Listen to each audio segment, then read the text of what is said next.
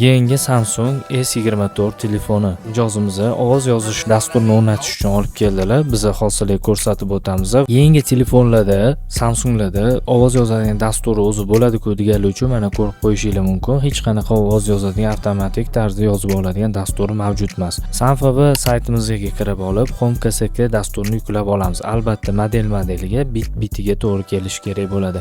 HomeKSKni yuklab oldik. Va yuklab olganimizdan so'ng arxiv holatida bo'ladi. Uni arxiv holatidan chiqarib olamiz.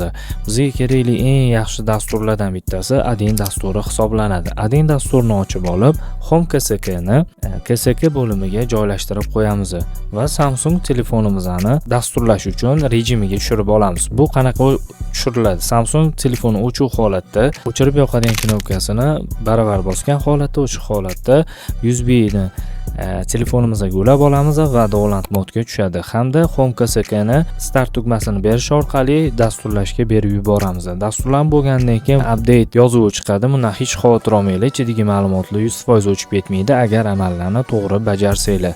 Va yongandan so'ng ovoz yozadigan dasturimiz tayyor chiqadi.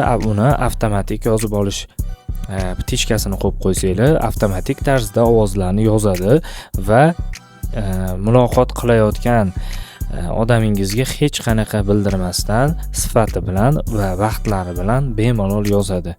Agar video manfaatli deb hisoblasangiz, like bosib qo'ying, izohlarda o'zingizning fikringizni qoldiring.